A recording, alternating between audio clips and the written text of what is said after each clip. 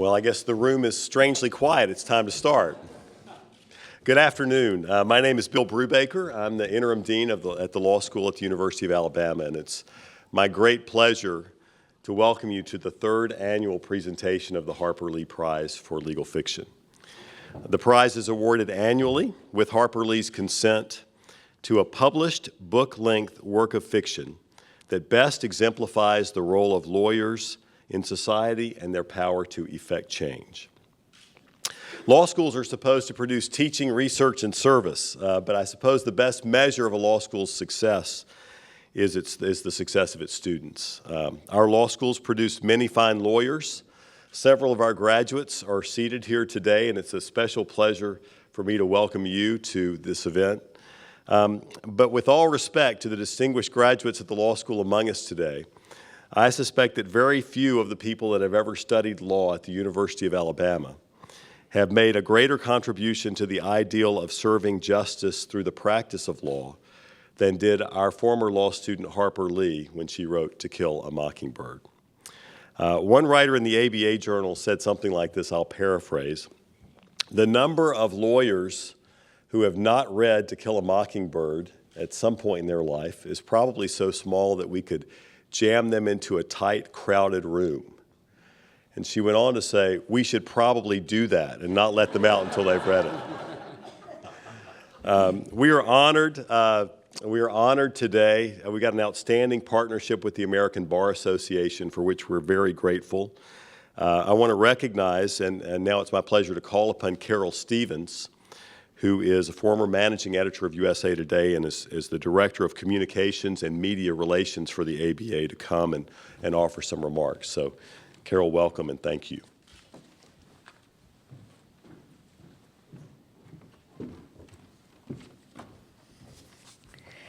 Thank you, Dean Brubaker. Jack Rives, our executive director, has delivered remarks on behalf of the ABA for the past 2 years at this awards ceremony.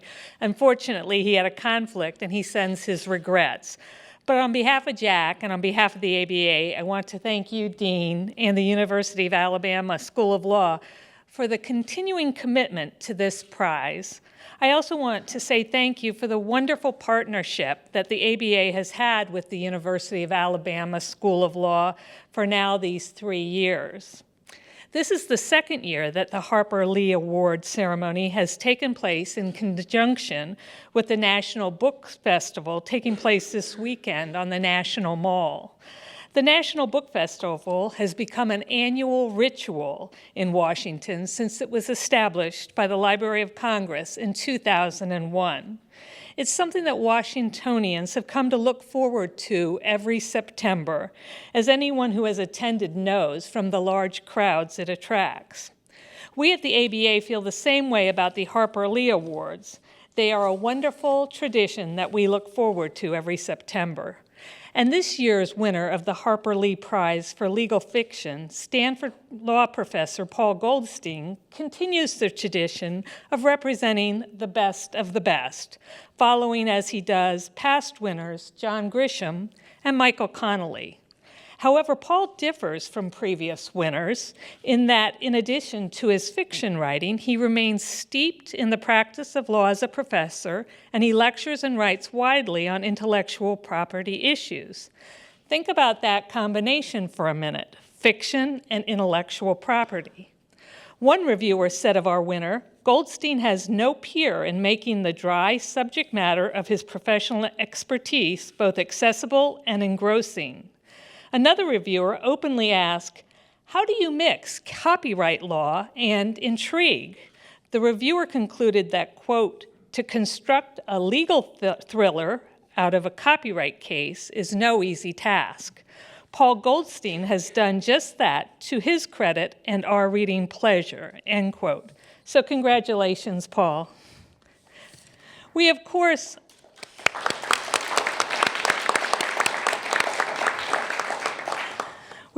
also paid tribute today to a great work of legal fiction, To Kill a Mockingbird, to its depiction of the moral American lawyer through Atticus Finch, and of course to the author Harper Lee.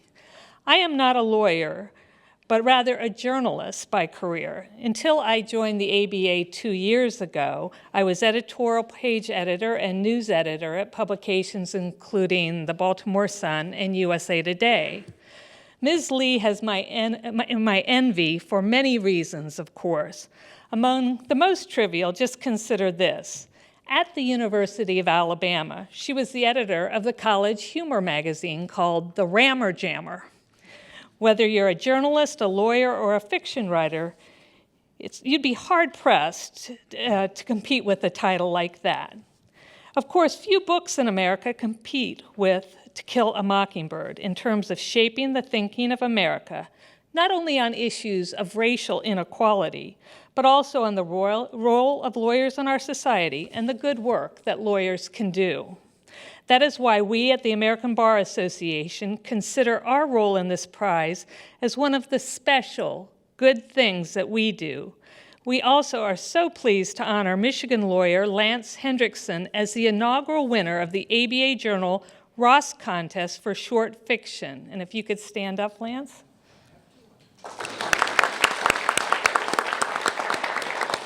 Congratulations. We hope, like the National Book Festival, that the Ross Contest will join the Harper Lee Prize as a seasonal ritual every September here in Washington. So on behalf of the ABA, we congratulate both Paul and Lance, and we thank all of you for joining us here today. Thank you.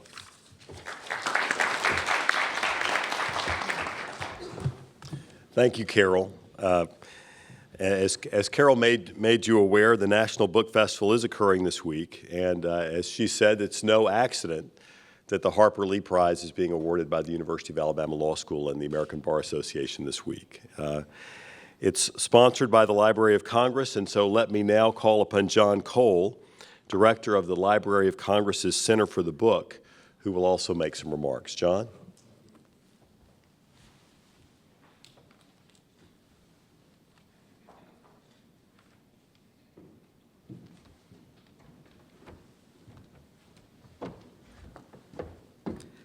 Well, thank you, Dean Brubaker. I'm very pleased to be here. I was fortunate to be at this ceremony last year, and it was my introduction to the Harper Lee Prize. And as you've learned already, there's a direct connection with the National Book Festival. I'm very fortunate. I have been the author coordinator of the National Book Festival since it began in 2001. It was brought to the Library of Congress by Laura Bush. And I have told a couple of people today earlier that I'm very pleased that she decided that she wanted the Library of Congress as a partner. She had created the Texas Book Festival when she was the First Lady of Texas. And once her husband was elected to the presidency, she announced, without consulting with us, thank goodness, that she wanted to go national with the National Book Festival, with the idea of the National Book Festival, and she wanted the Library of Congress to be the partner. Now, I'm very pleased that she just announced it and didn't ask formally. We are a wonderful place, but we're also a bit of a bureaucracy. And the best way to get something done is to announce it from outside. And gosh, we are a wonderful partner once that happens. I also feel a little bit like Old Home Week before I talk a little bit about the National Book Festival. First of all, Paul Goldstein and I recognized each other from an event at the Library of Congress that I co-hosted in my position as director of the Center for the Book, and it was in 1984. We both recognized each other anyway, a little more gray hair, but otherwise, as interested in this topic, at least I'm still as interested in it, but it's a topic that went nowhere. It was an exploration of the idea of a public lending right in the United States. And Paul spoke eloquently that day, but we also had many people from other segments of the book community and the copyright community. And to this day, I'm told it is the only, at least outside of a law school, general discussion about that idea and why it has not been as successful in America, has not been successful in America as it has been elsewhere. Secondly, I do have an relatively new Alabama connection. The Center for the Book, which was created by Daniel Borston when he was Librarian of Congress in 1977, now has inspired centers for the book that promote books, reading, literacy, and library, not only in several countries, but also in every state in the Union. The catch is, since we're a public-private partnership, we don't really have the funding for Centers for the Book except what we're able to get for ourselves, and so we need a host institution in every state. And in Alabama, we have recently had quite an occasion. It was a year and a half ago. The first Center for the Book, statewide Center for the Book, was at Auburn. And gradually, the Auburn had a new dean and new things happened, and they decided that they couldn't support it any longer. Center for the Book in Alabama, promoting Alabama writers and literacy and book-related projects. And lo and behold, there was an agreement with the University of Alabama, and the agreement led for the Alabama Center for the Book to move to Tuscaloosa at the University of Alabama Library. And when I mentioned that to several people, they said, "How did that ever happen?" And I said, well, we made a virtue of the rivalry. There was the press release was talked about this as perhaps one of the earliest and best cooperative projects between these two great universities. And I had my first visit to Tuscaloosa last year to see the library, and now we are associated with the law school as well, and I've learned a lot about that. Finally, you've seen, if you've been to the mall, you've seen the pavilions going up for the book festival. It officially opens with a dinner tomorrow night. And we have 2 full days on the mall with over 120 writers coming. And we also are in the prize business. This is one more link. We are pleased to support the Harper Lee Prize and to be part of this and look for a continuing association, but we'll be awarding 2 prizes. The first Library of Congress Literacy Award will be given on Sunday, and we can't divulge the winner of that yet. It's a new program sponsored by David Rubenstein, who is a local philanthropist, who also is a major sponsor of the book festival itself. The second prize is the Library of Congress Fiction Prize, which will be going to Don DeLillo on Saturday morning. And we're pleased again to take this wonderful prize idea that's being built up and is a wonderful way to expand audiences for people who believe in books, reading, fiction, and literacy to a level of association with the University of Alabama Law School. Finally, with the references to Harper Lee and to the wonderful book, I wanted To Kill a Mockingbird, I just wanted to bring to your attention another Center for the Book-related project from several years ago in association with the National Endowment for the Arts. Of course, To Kill a Mockingbird was selected as one of the parts of the Big Read, which was a co-sponsorship project of ours with the NEA. And there is a wonderful teacher's guide and also a wonderful reader's guide with this drawing of Harper Lee on the front, which I think increasingly are used while this program has ended, the books endure, and so does the material related to it. So Harper Lee has really become part of a canon of book appreciation and a means for sharing wonderful ideas while promoting books, reading, libraries, and literacy. And I'll close with the quote that we selected for the back of both of the Big Read brochures. "The one thing that doesn't abide by majority rule is a person's conscience." Harper Lee, To Kill a Mockingbird. It was Atticus Finch who said that. Thank you very much.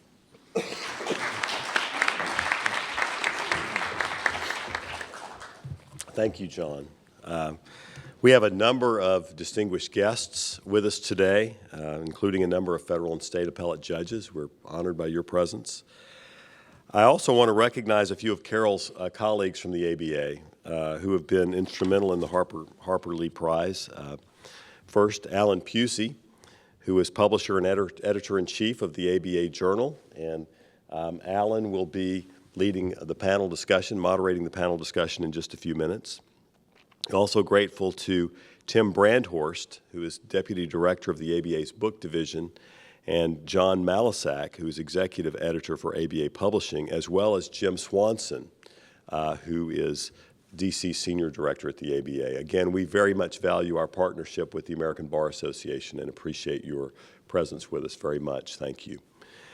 The winner of this year's Harper Lee Prize was chosen by a distinguished selection committee, but before that happened, a group of readers in Tuscaloosa and Chicago narrowed the field from the dozens of books that were submitted to just 3 finalists. And then those 3 finalists were read and reviewed by 5 members of a very distinguished selection committee.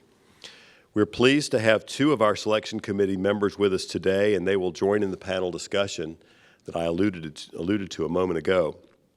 To my left is Morris Dees, a distinguished graduate of the University of Alabama School of Law. As I'm sure you know, Mr. Dees founded the Southern Poverty Law Center in Montgomery, Alabama, and continues to serve as its chief trial counsel. Morris is a great friend of the University of Alabama School of Law, and we are proud to count him among the distinguished lawyers that our institution has produced. To Morris's left is Dr. Sharon Malone, also an Alabama native for 6 generations, I learned at lunch. Dr. Malone is a cum laude graduate of Harvard and an OBGYN who trained at Columbia and GW. She is the sister of the late Vivian Malone Jones, who was the first African American to graduate from the University of Alabama. I should note that our law school was pleased to welcome both Dr. Malone and her husband, Attorney General Eric Holder, to our campus in Tuscaloosa a few years ago for an event celebrating the 50th anniversary of the publication of To Kill a Mockingbird. And it was at that event that the Harper Lee Prize for Fiction was announced. So it's a special treat to have Dr. Malone with us again for this event today. 3 other members of our selection committee could not be with us today. Michael Connolly, whose book, The Fifth Witness, won the Harper Lee Prize last year. Katie Couric, syndicated talk show host and special correspondent for ABC News, and best-selling author Richard North Patterson. Please join me in recognizing our selection committee with a round of applause. Thank you.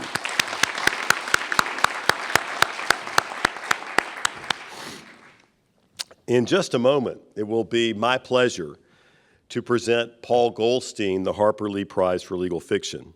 And then we'll have a panel discussion, as I mentioned that will draw connections between Havana Requiem, To Kill a Mockingbird, and probably many other issues facing lawyers in society, I imagine.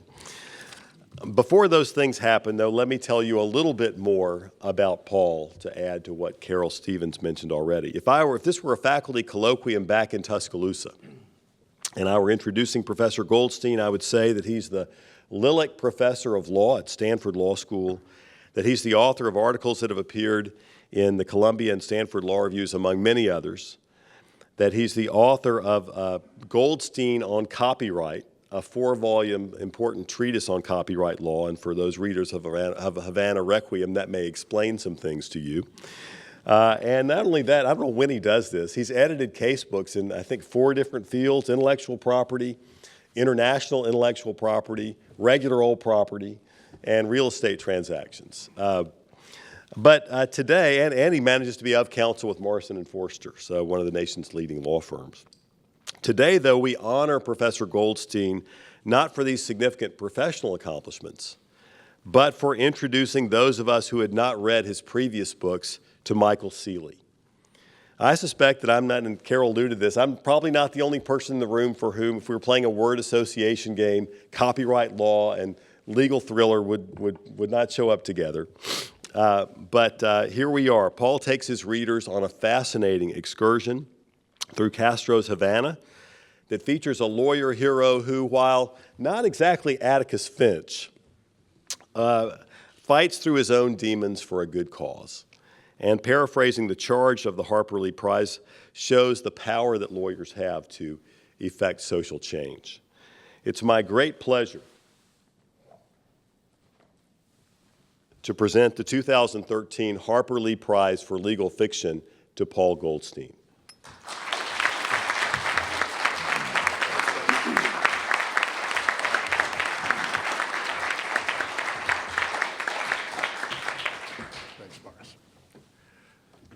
Thank you very much. Bill, thank you. I'm deeply grateful to the University of Alabama School of Law, to the American Bar Association Journal, Bill, Alan, for this award. Grateful to the selection committee that took time from busy schedules to read a number of books that perhaps ordinarily they would not have opened the pages to otherwise. And to Miss Nell Harper Lee for agreeing to lend her name to this prize, not a trivial thing to do.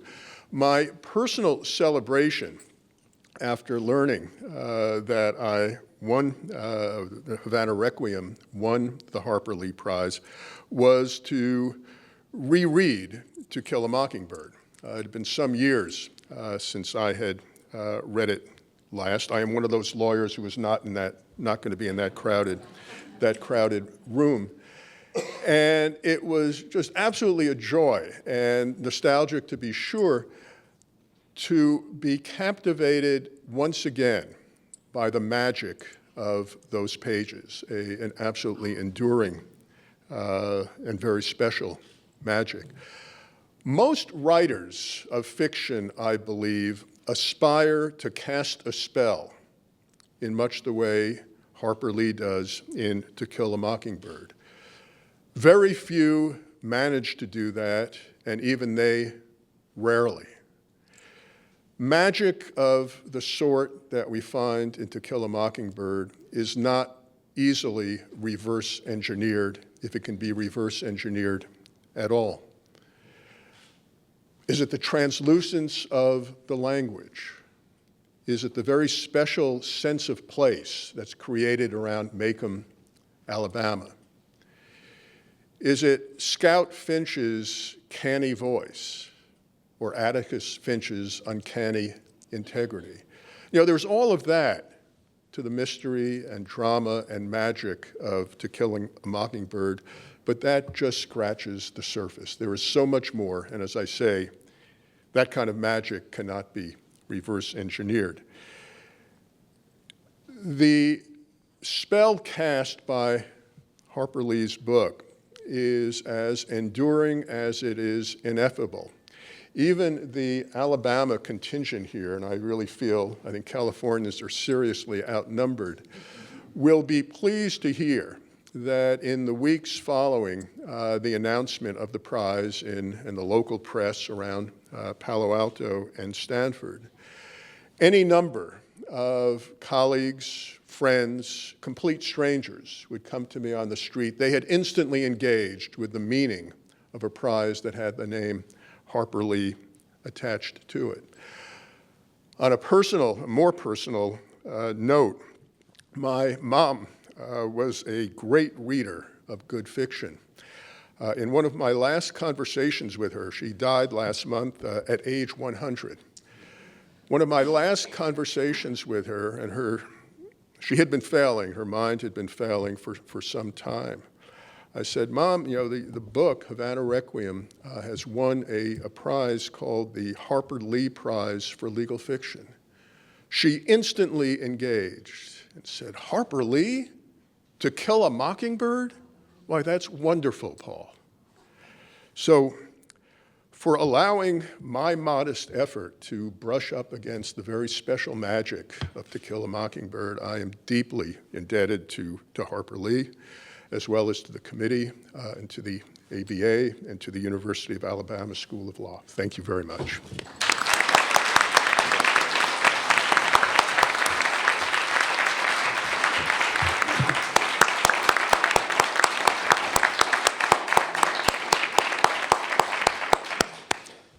Thank you, Paul, and again, congratulations. In a moment, I'll call upon Alan Pusey to moderate the panel discussion. The panel will feature two members of our selection committee whom you've already met, Morris Dees and Sharon Malone, and two others whom I'd like to introduce to you now.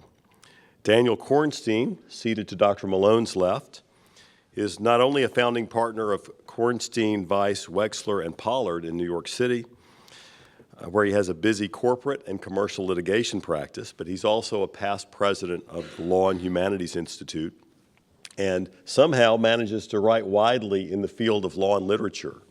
I'm not sure exactly how you do all those things at the same time, but he's done that. To his left, Marianne Szegedy-Massak is a journalist whose work has appeared in the New York Times Magazine, Esquire, the New Republic, Newsweek, the Los Angeles Times, the Bulletin of Atomic Scientists, Psychology Today, among many other places. One of the virtues, I think, of Professor Goldstein's work is to introduce us to life in Castro's Havana. For those of you who'd like to know more about Hungary, Ms. Szegedy-Massak has written a novel called I Kiss Your Hands Many Times, I'm sorry, it's nonfiction. Oh, I apologize. Has written a work that introduces us, though, to life in Hungary. Please forgive me. So let me now thank these panelists for participating with us today and turn the program over to Alan Pusey, editor of the ABA Journal, who will moderate our discussion. Thank you, Alan.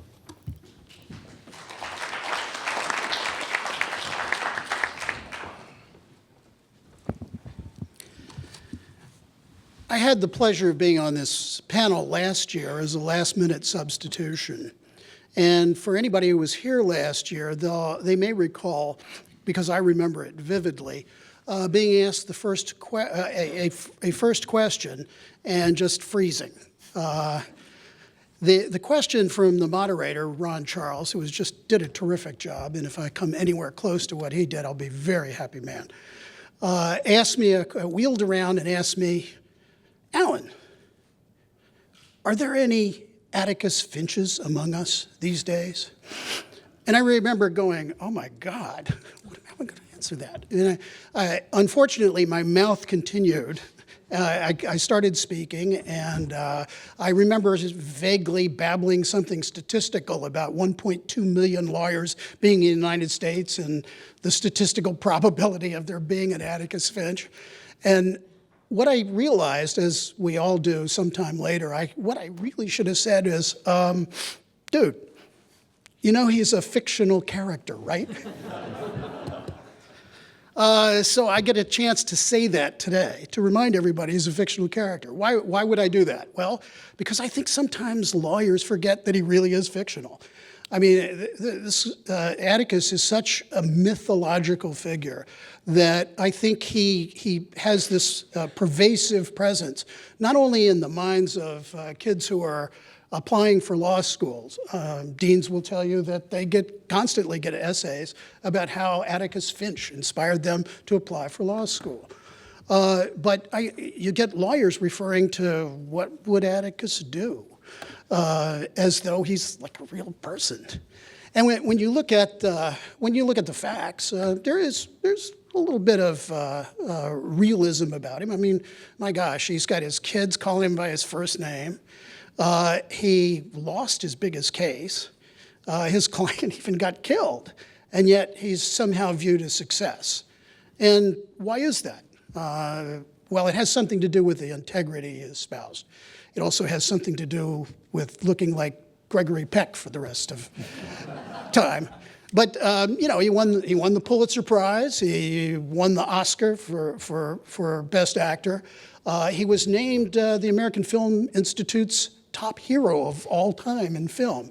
That's pretty hard resume to beat.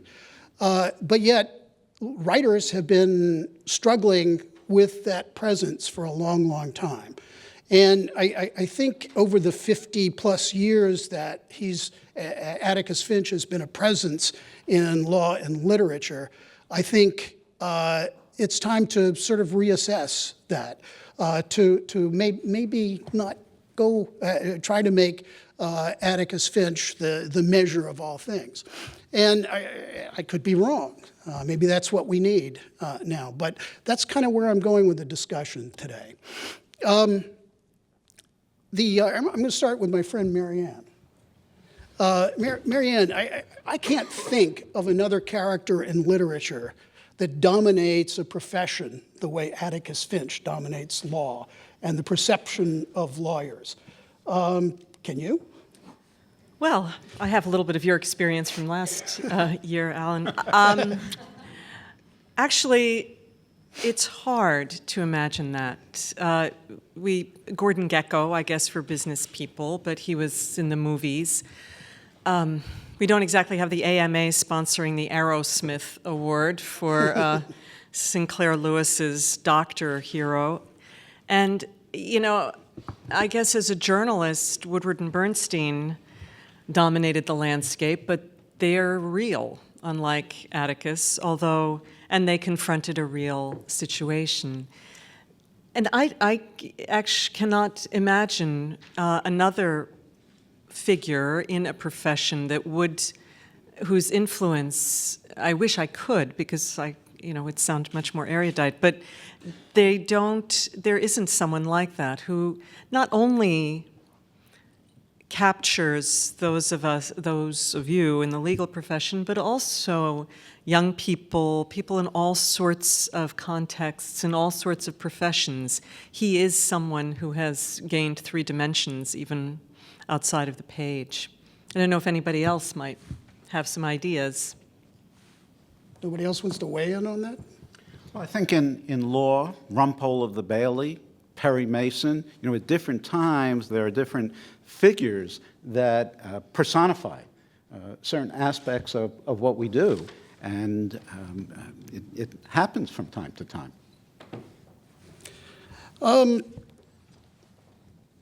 Morris, your perception of him is part of it that he's got that Southern charm that you do?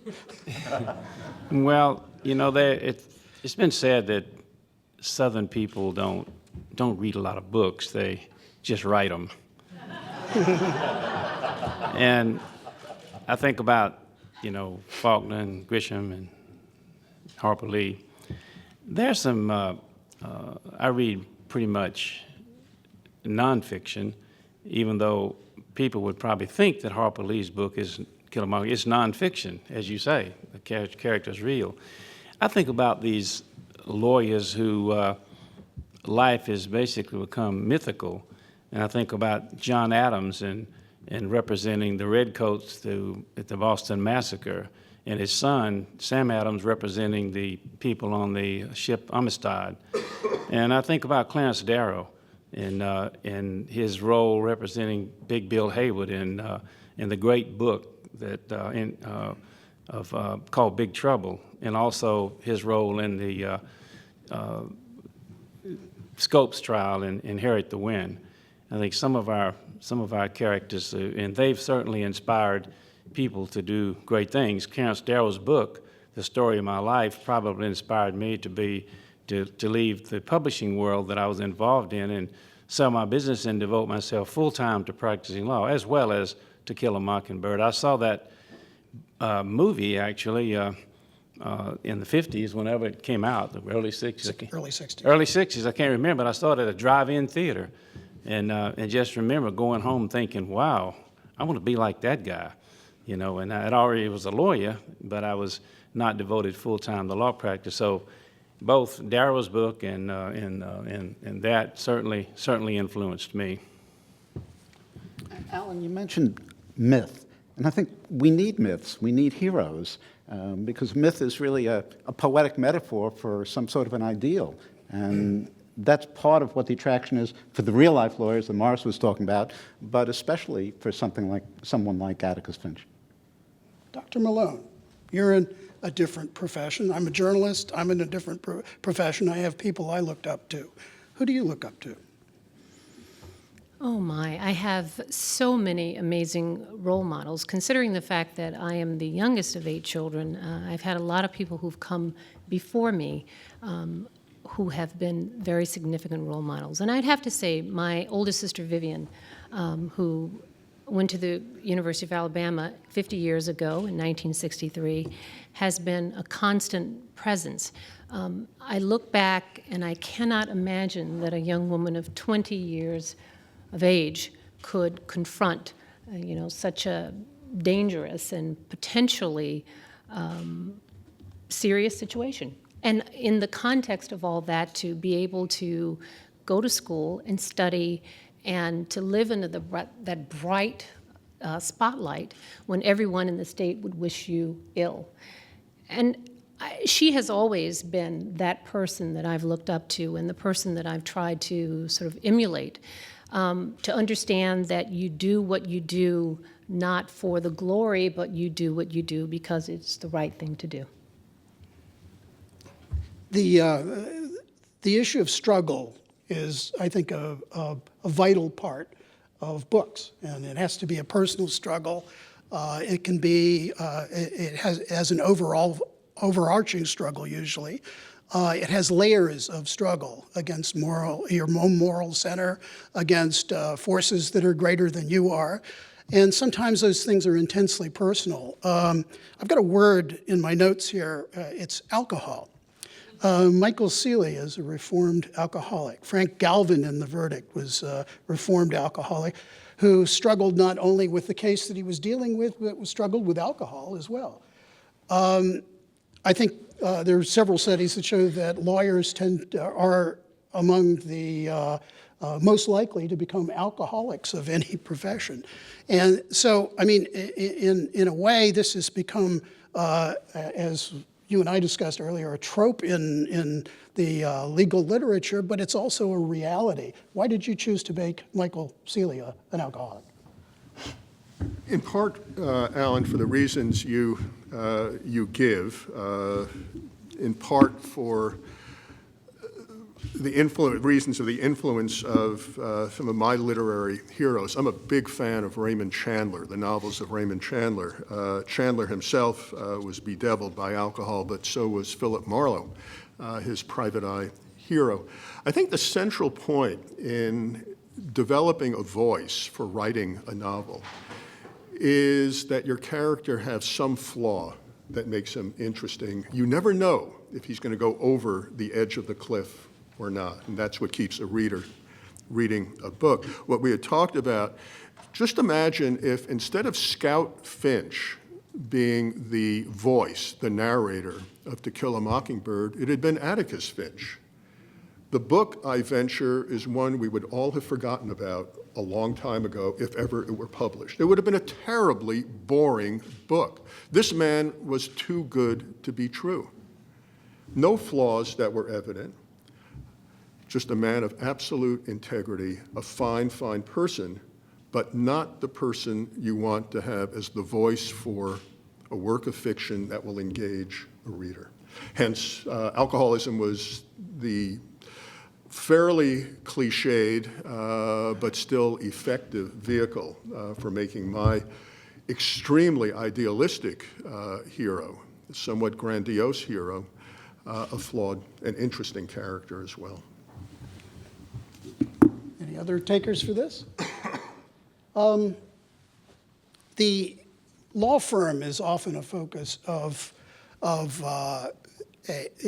the legal novel, and very often you find the lawyer himself is pitted at odds with his own firm and his own employers. This isn't necessarily unusual in fiction, but again, it's true in your book. Yeah. You want to take a shot at that one as well? Yeah. By the way, I know Scott Turow in one of his early books had a disclaimer saying the law firm represented in this book is in no way connected to the law firm, a very prominent law firm with which he is connected. I should have made the same disclaimer, but anybody That's kind of where I was going with that. I had a so. feeling that might be the case. Anyone who knows the firm I'm associated with will know that that's not the firm in this book.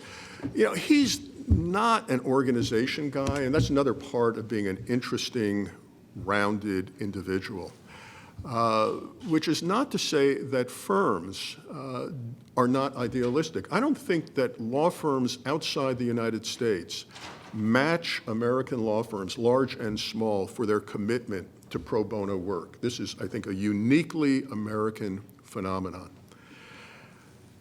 The difference between Seeley and his partners is not idealism, but how you reach your goal. For his partners, it's very lawyer-like. They look at the problem, they look at the goal, and they say, well, we can go this way or this way or this way. This is how we can achieve quite pragmatically our desirable goal. Seeley, by contrast, just goes straight forward. The shortest distance between 2 points is Michael Seeley in a straight line to the point over there.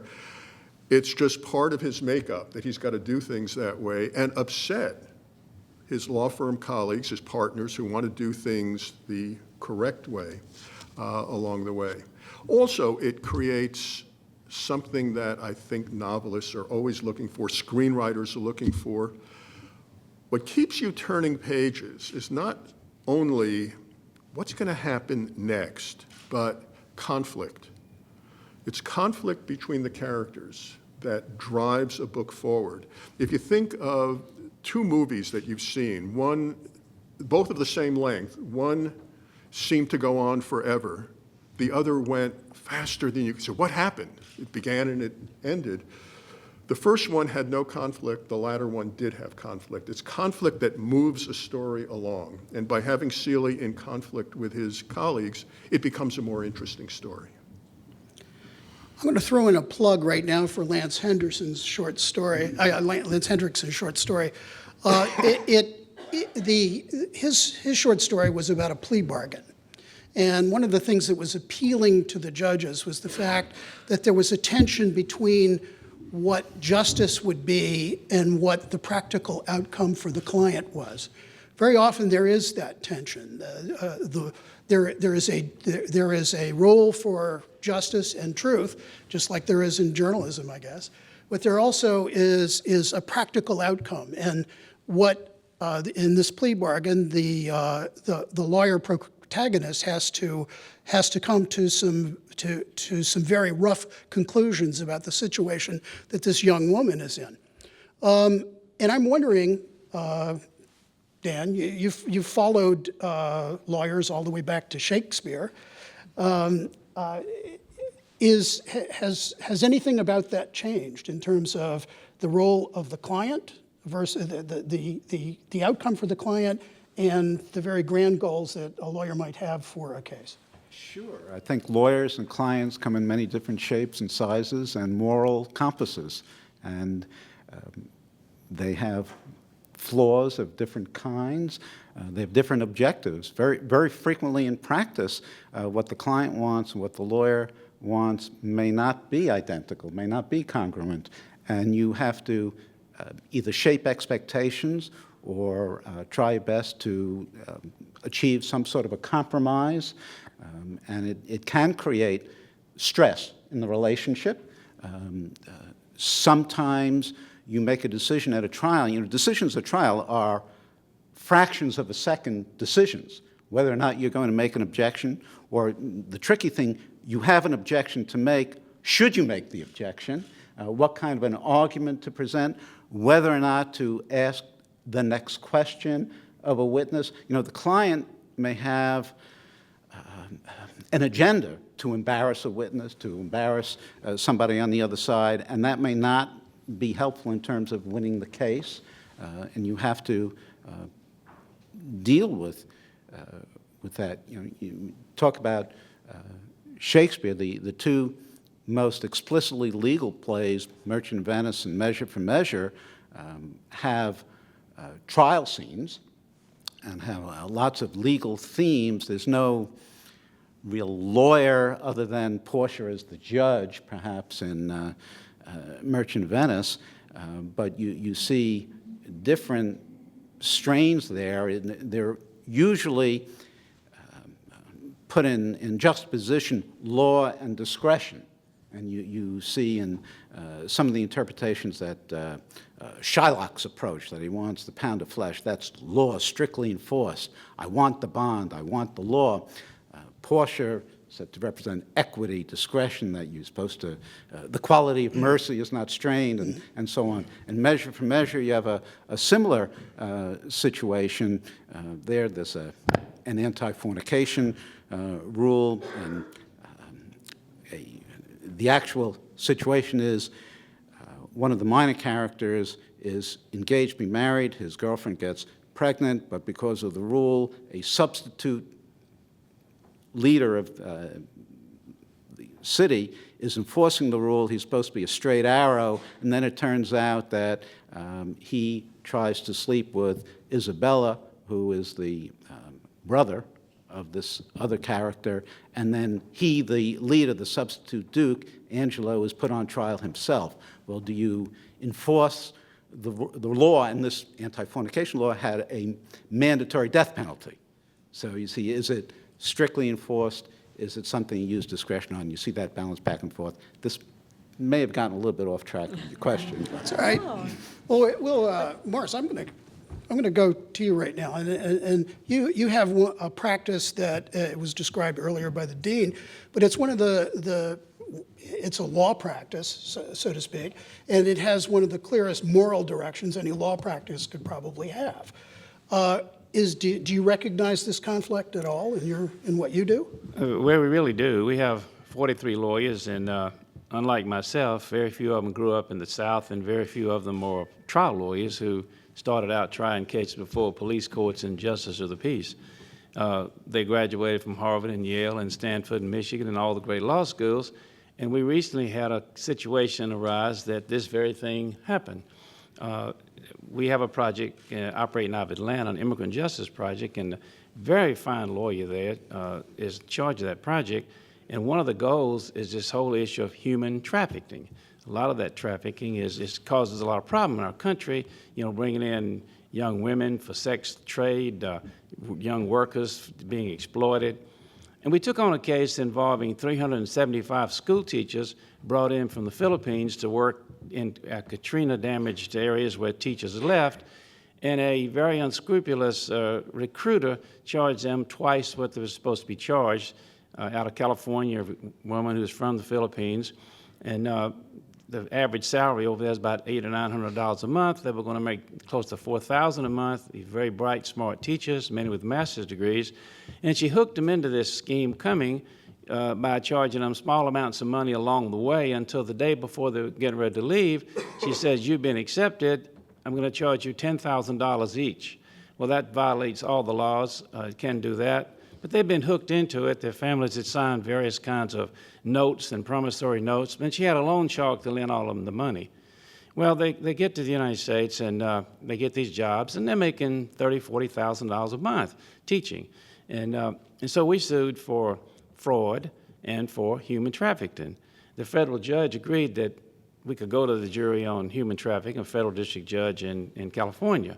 I got into the case late because none of these people have been trial lawyers. Covington Burling had offered great help, pro bono help, which we really used a lot of. And so I'm trying to sit down and work with these young lawyers on trying the case. And as soon as I listened to the facts and read the depositions of the teachers and the lawyer on the other side, very skilled lawyers, covered by insurance with somebody, big firm, says, "Well, you're still in America. You've made $140,000 since you left the Philippines. What are you complaining about? You weren't trafficked." Technically, it was human trafficking. I suggest to these lawyers, let's drop the human trafficking case. This is a case all about fraud. So as you can say, we had a LA law discussion, and I sucked all the air out of the room when I talked to these 12 or 15 lawyers who've been working this case for 2 years, and I guess they wished I'd go crawl back under a rock because they wanted to win this human trafficking verdict. Anyway, I said, this is a slam dunk on fraud. I mean, they violated California law and da-da-da, Well, the bottom line was I didn't win the argument. But their argument was, well, the judge won't be happy if we don't go to trial on human trafficking. Well, I'm not sure a judge cares about what you do. And they said, the clients want this. I said, wait a minute. These clients just want their money back. They're not interested in your legal theories of human trafficking, and they wanted to make some big-time law. They'd already made it by getting away from a motion to dismiss. Well, the bottom line was they picked a jury, and I just cringed. And the jury came back with a $3.4 million verdict for fraud and a goose egg on human trafficking. We have those fights, and I've run across them before where the institution and organization, as one of the young lawyers said, well, we can't drop human trafficking. That's an institutional issue. I said, whoa, who we represent, the institution or the clients? So we all ended up happy having a drink afterwards. They didn't kick me off the team, but probably wish they had it was over. So, these are big issues. But let me say, the reason I voted for this book, and the other books were wonderful reads, great reads, was because of the issue involved pro bono legal help. The Southern Poverty Law Center could not exist without it. We've had Arnold and Porter, Covington Burling, Cleary Law Firm is representing us on the case. Now, Skadden Arps has worked on many cases with us. Without these bright, passionate lawyers who want to give of themselves more than just the corporate work they're doing, we couldn't possibly practice law without it. The amount of time and skills and money that it saves us is totally immeasurable. Is this how they channel their inner Atticus Finch? Well, I think so. I've met some wonderful people. We have a case in New Jersey now involving an organization that claims that they'll make you a gay kid straight. And they charge $10,000, and we're suing them under the New Jersey Consumer Fraud Statute. And two law firms, Cleary Gottlieb is on the case, as well as Allen Light's law firm in New Jersey. It's going to be a knockdown dragout because this organization, they have religious motivations and others, and they are represented by some kind of right-wing intellectual, whatever kind of thing. And they want to try us instead of the real facts of the case. We're going to win the case, but without these pro bono law firms and the young lawyer they've put on it, this woman Lena Benjamin, I think her parents are Holocaust survivors or her grandparents, just the most passionate young woman lawyer I've ever seen. Graduated from Harvard Law School, and I think she spends nothing but the time on our case. Covington Burling put up $250,000, half of the court cost in the case out in California. So,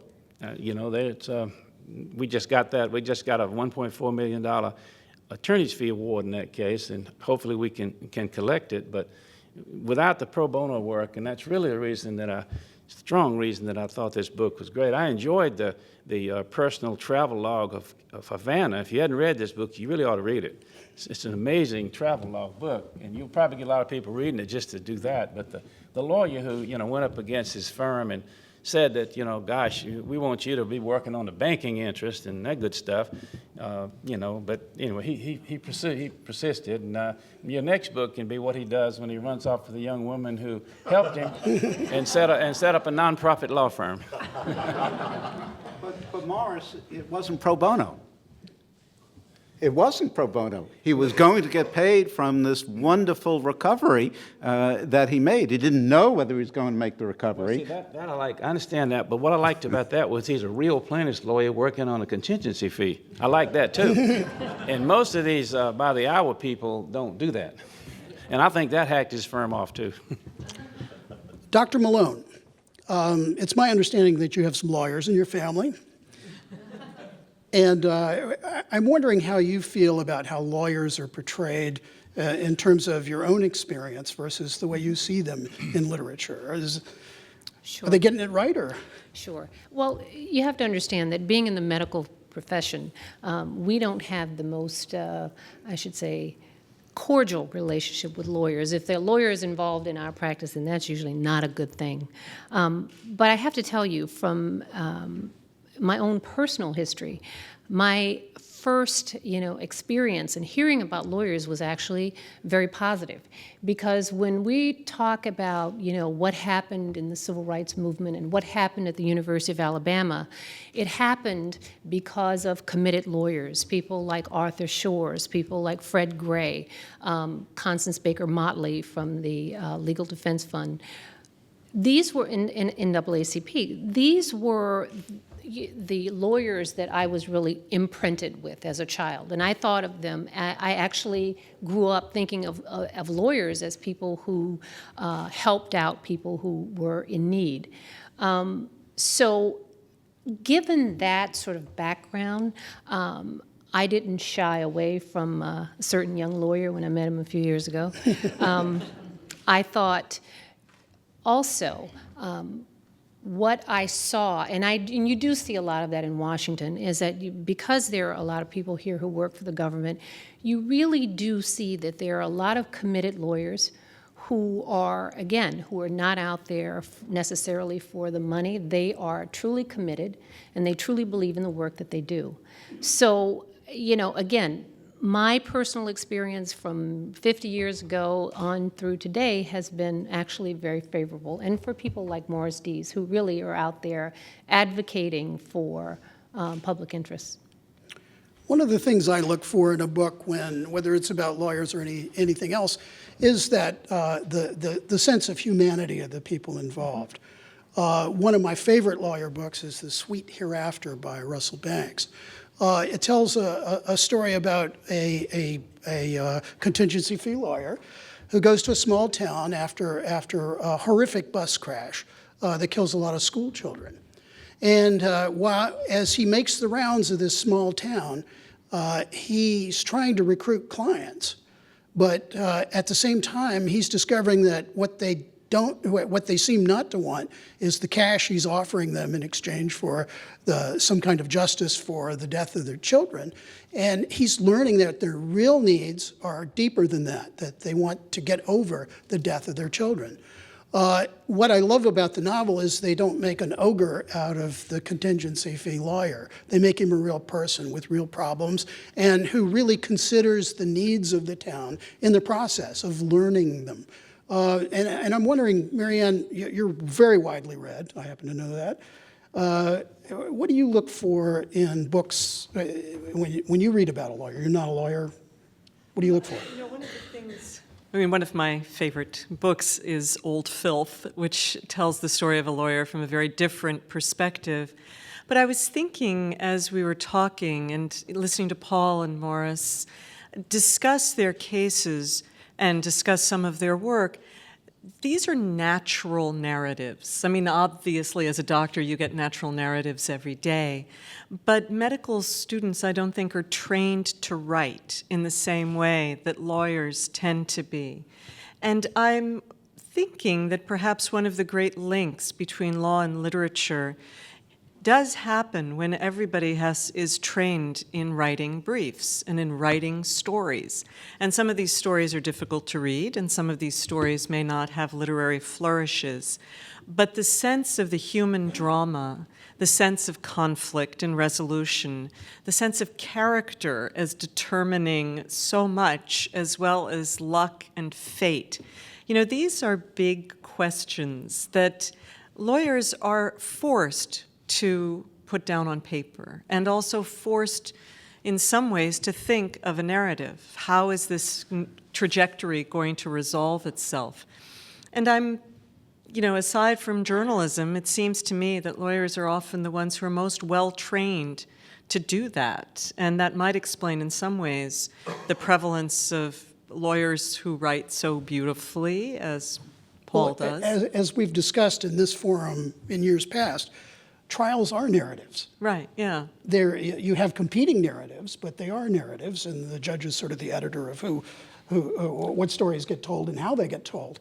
But I like your idea of the lawyer who turns from writing briefs to writing. Paul, is that your experience? Yes, it is. My first thought on that subject was that quality lawyering, was all about mastery of words. And that probably carried me for my first 5 years out of law school. You read a statute, you have to parse the statute. What do the words mean? You parse a case. What is the holding of the case? But increasingly, and this is, Marianne makes the point beautifully, what I've learned is that lawyering is about narrative. It's about telling stories. I've learned a lot about writing from a wide variety of people. One of them is a partner at the firm, a very talented trial lawyer who's now a district court judge in San Francisco. We were working on a large matter together, and he wrote a complaint. And I said, well, this is like no complaint I have ever seen. It was a good complaint. It told the story of this client. It met the requirements of pleading, the legal requirements of how to write a complaint. But he just told a story, and you wanted to turn the page, which I rarely want to do when I read a complaint from the other side. What in the world happened here? And he was stating the facts as they were from the point of view of his client, which was the most important aspect. But it was a narrative. We live, and I think, Alan, you've said this, we live by stories, and not just the stories that are between the covers of a book. Stories are what give meaning to our lives, explain our lives to ourselves and to other people. And I think to try to divorce lawyering, and it need not be litigation, just litigation. No, Marion, and you give the experience of a trial being a narrative. Believe it or not, I have read licensing agreements, copyright licensing agreements for motion pictures, which this is gripping. It was made, for some reason, whoever drafted it wanted to tell a story about this property, could be To Kill a Mockingbird, being made into a motion picture. And to have a document read like that is, apart from being not a joy to read, but less of a pain to read than it might be otherwise, is quite a remarkable, but I think a very innate thing for lawyers.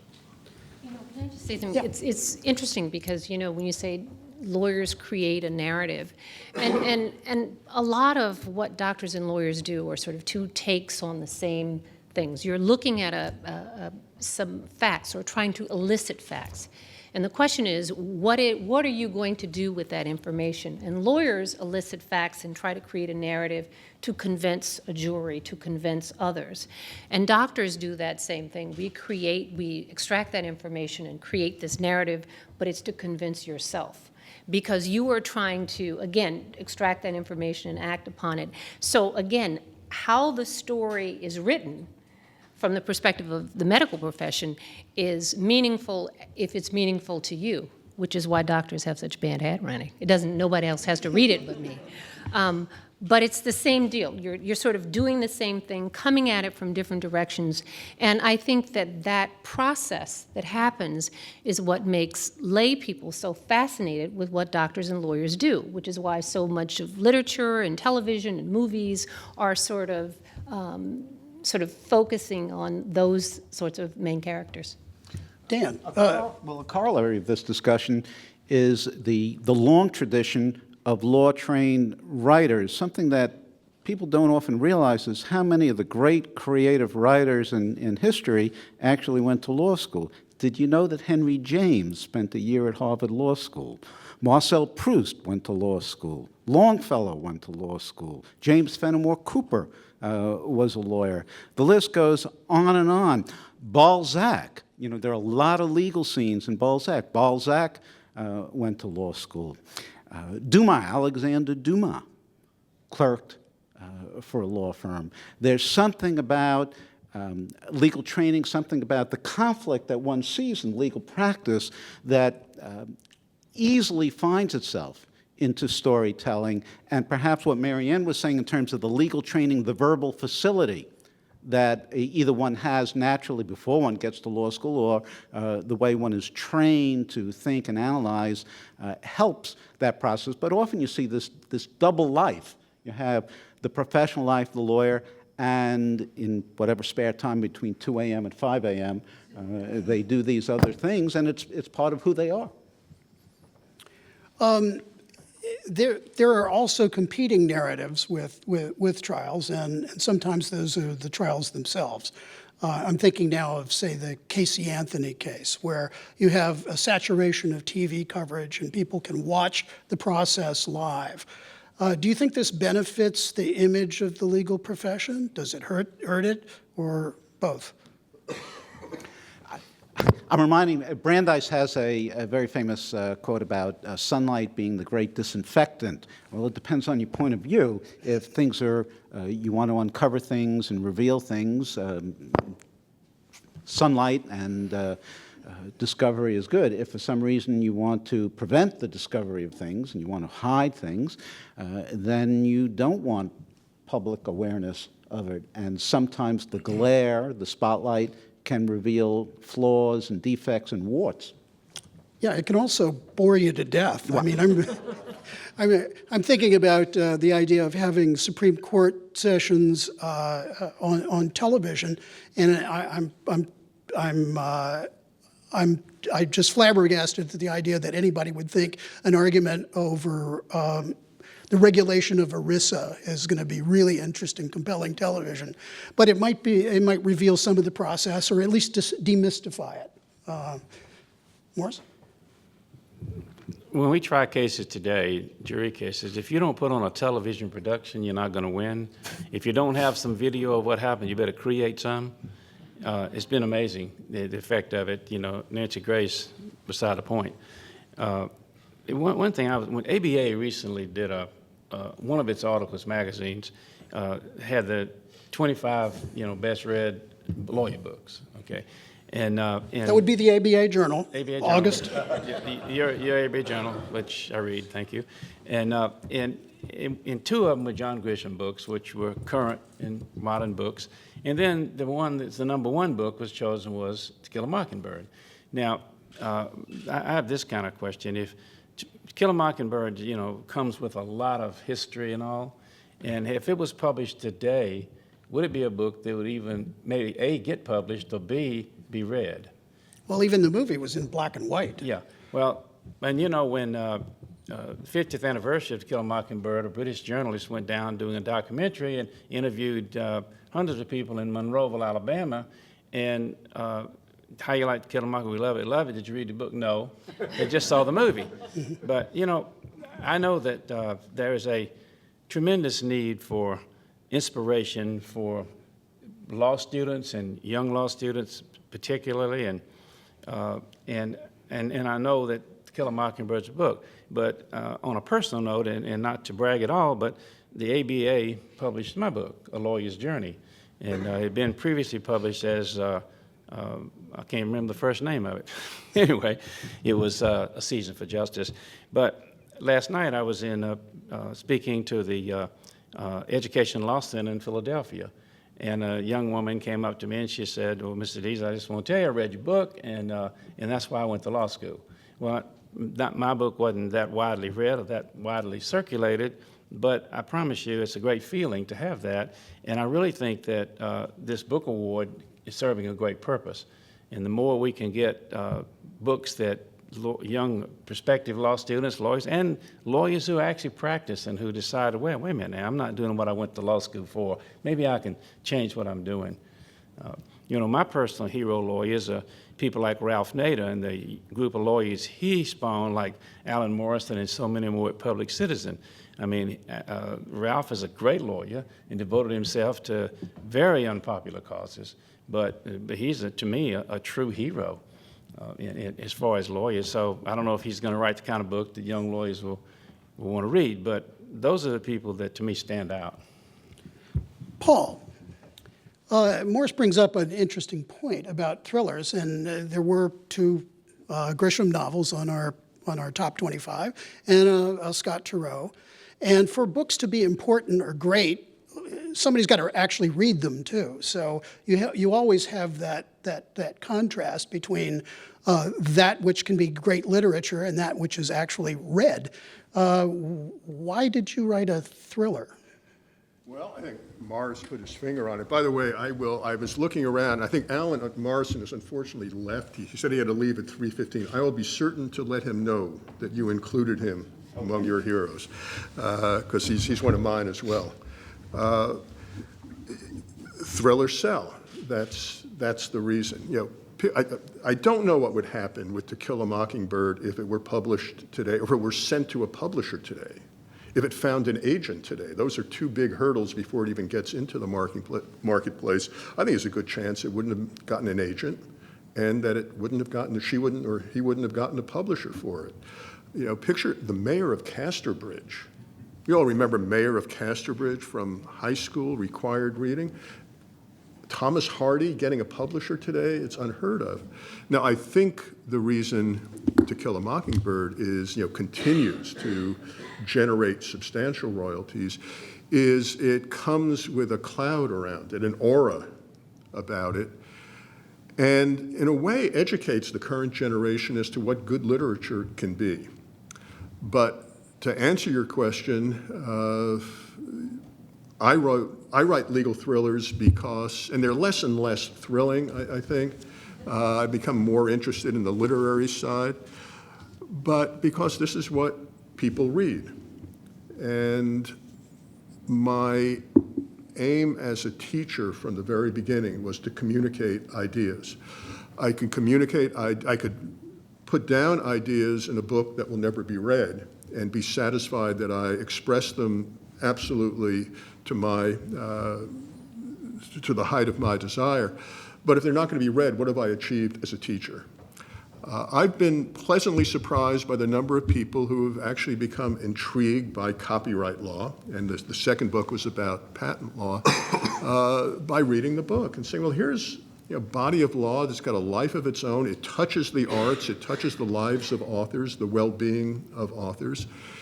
And if the way to get it there is by putting it in a hot dog roll with mustard and sauerkraut on it, well, okay, that's what I'll do. So you're going for trademarks in your third book? Well, this was supposed to be The IP trilogy? Yeah, my original plan in writing this third book. The first book was about copyright. It was a copyright case. The second was a patent case, and the third is a copyright case again. I love symmetry, and my plan was to have the third book be a book about trademarks, and I was looking for a trademark story, which actually I have since discovered for novel number 6, which is going to be coming up. But I couldn't come up with a good trademark story. I was looking, there's a case called the Havana Club case about Cuban rum. It was a trademark case, but it just didn't have the kind of drama in it that I could develop. So I dropped that, but I fell in love with Cuba as a place to set a novel as a consequence.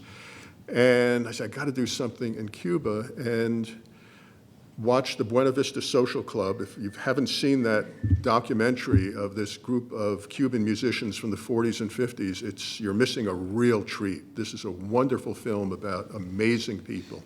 Fell in love with the music, was doing some writing, I think, in my treatise about this doctrine in U.S. law, copyright law, that says authors can get their rights back from their publisher, composers can get them back 35 years after they transfer them. And somehow with the Cuban music in my mind, and the fact that these composers were of the 1940s and 50s, I said, well, hold it. What would happen if these folks tried to get their rights back from the American publisher to whom they sold the rights for peanuts back in the 40s and 50s? Legally, they are entitled to it. I said, well, there's a story worth telling about authors, their entitlement to get their rights back. It's about a country that is deeply vexed politically and economically. It's a little bit about racism, or a lot about racism, depending on how you look at it, given who these composers were, what the color of their skin is. I said, well, here's a real story to tell. So trademark will be coming up, but this was a copyright story that I just couldn't not do. You say you want to write literature. You want to lean more away from thrillers to literature. What do you want your literature to say? What are you looking to say that you I can can't understand say? that you heard that, and it's a dichotomy that I really shouldn't have suggested.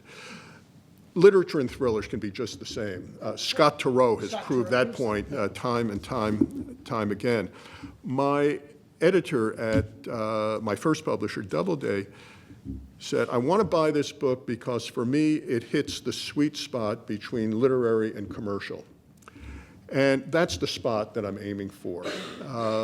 There's just times in a book that my editor has now where I said, gee, I could make this more thrilling and have people holding on. But I said, I want the ideas. It's about a new it's not about my hero, my drunken hero, Michael Seeley. It's about a new Supreme Court justice with a big secret.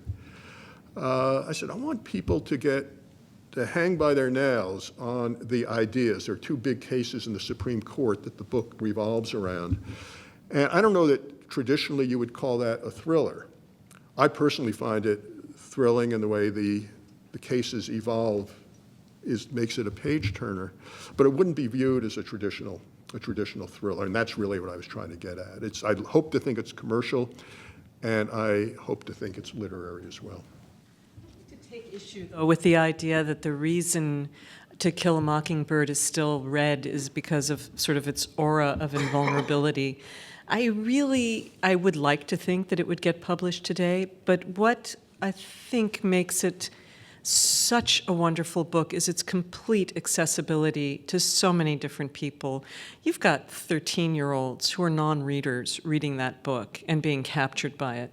And maybe it's the voice of Scout, maybe it's the problems they're learning to confront, maybe it's the scene at Halloween that's so harrowing. But there is something about the way that she made this book work that isn't just restricted to a particular group of readers who care about law or who care about legal integrity. It's a work of ultimate humanity, and that may be one of the liabilities of some legal fiction, that falls into that niche, and I don't think it's a liability of this book. In fact, I would think it would hit a marketing sweet spot for adolescent readership and that would be the aging problem lawyers. too, right? I mean, it would be. Please. And I was going to say, follow up on that too. It's just that, we look at To Kill a Mockingbird and just even the subject matter, the injustices in the legal system are something that we're quite common. We understand that now. And I think it was nothing short of groundbreaking that this Southern woman would choose to write this book with, a protagonist, a sympathetic African-American protagonist. So, aside from its literary merits, which are huge, it's just that, we lose sight of the fact that at that time, 53 years ago, writing about this particular topic was groundbreaking in and of itself. But it still endures today. I mean, it's not Yes. just assigned reading. People read it, they really read it, and they absorb it, and they love the story 53 years later. We have a question in the back here. The person who's widely believed to be the model for Atticus is Harper Lee's father. His name is ASA, I don't know how you pronounce that. But I recently attended in Monroeville a seminar. The person who's widely believed to be the model for Atticus is Harper Lee's father, whose name is ASA. I don't know how you pronounce that. But Asa. recently, I attended in Monroeville, Harper Lee's hometown, a seminar on To Kill a Mockingbird. And there I heard something that I had never heard before. It was absolutely startling, that Harper Lee's sister, her older sister Alice, who is still practicing law at 101, the Alabama Bar Magazine did a feature on her, that actually Alice was the model for Atticus Finch.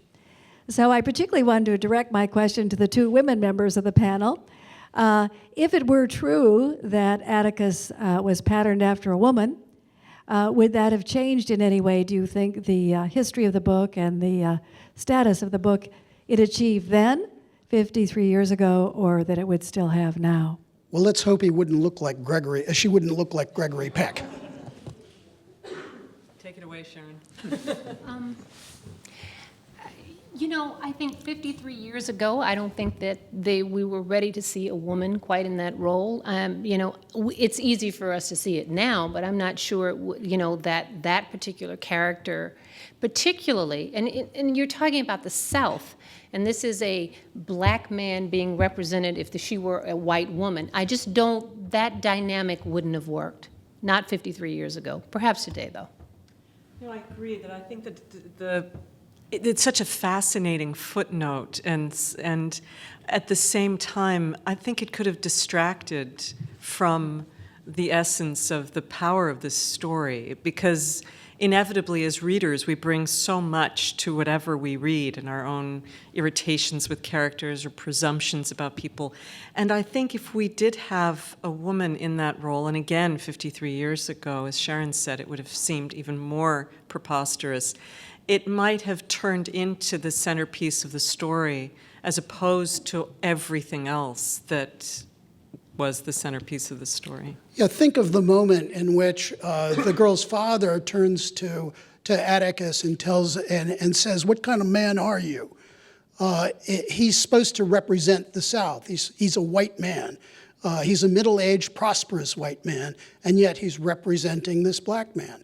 And that wasn't supposed to happen. So I think Marianne's right in that it would confuse the issue.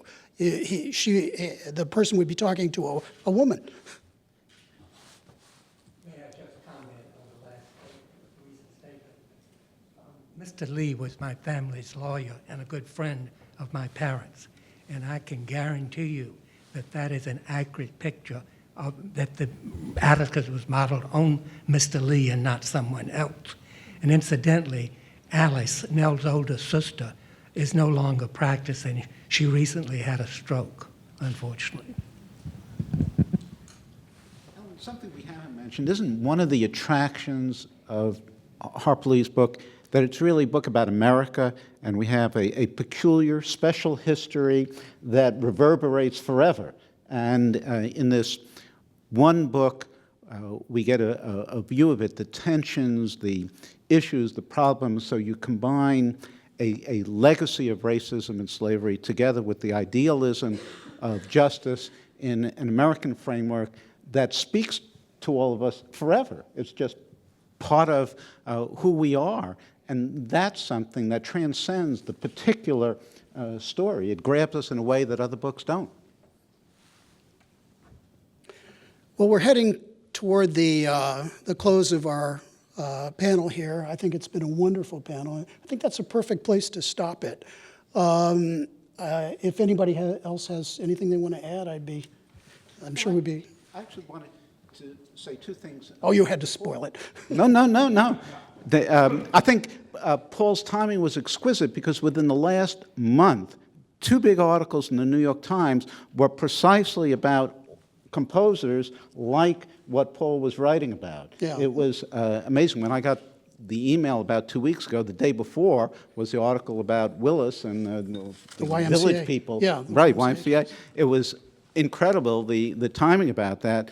Second, I was struck by the notion that one could simply overturn a contract at some later time, and I wish Paul had explained more about that concept. Why are these composers allowed to say at some later time, well, I didn't like the deal I made, and now I can overturn? I know Congress had something to do with that too, but the notion, you get a camel's nose in the tent, and all of a sudden you have a doctrine that can expand. Does that mean every time I signed a lease or any other kind of a contract I didn't like, I can overturn that, or is it something else?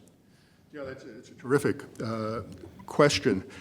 It's certainly the notion that one can revoke a contract that one has made, and that's a non-waivable right in the sense that the publisher you're contracting with can't say, and I hereby waive my right to terminate. It's non-waivable. 35 years hence, the author can revoke the agreement, terminate the transfer. It runs, clearly against all American notions, all Anglo-American notions of sanctity of contract. Where did it come from? Without going into the hour-and-a-half lecture that I have on the subject, but to do it rather in 2 minutes, when copyright law was amended in 1976 in this country, we changed the term of copyright protection. And the original term gave the author effectively a chance to get back her copyright 28 years after she originally conveyed that. With that gone, and moving over to a term of copyright of the author's life plus then 50 years, people who cared about authors' interests said there's got to be something we can do for authors. One of my heroes was a former register of copyrights, Barbara Ringer, who was very active during the revision period, a greater advocate of authors' rights. Copyright and authors' rights are different, but a greater advocate of the rights and interests of authors in American government you will never find. Barbara had a list of items on her agenda that she wanted to see in the new act that would protect authors, and this was one of them. I'm quite sure this was one of hers. It was borrowed from British legislation and Canadian legislation that no longer has the termination provisions. We're the only country in the world, I believe, that has going forward this kind of provision.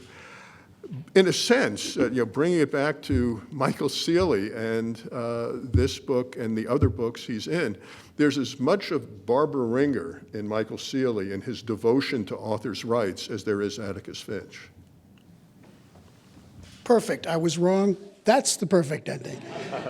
Thank you very much for your attention. Please thank the panel.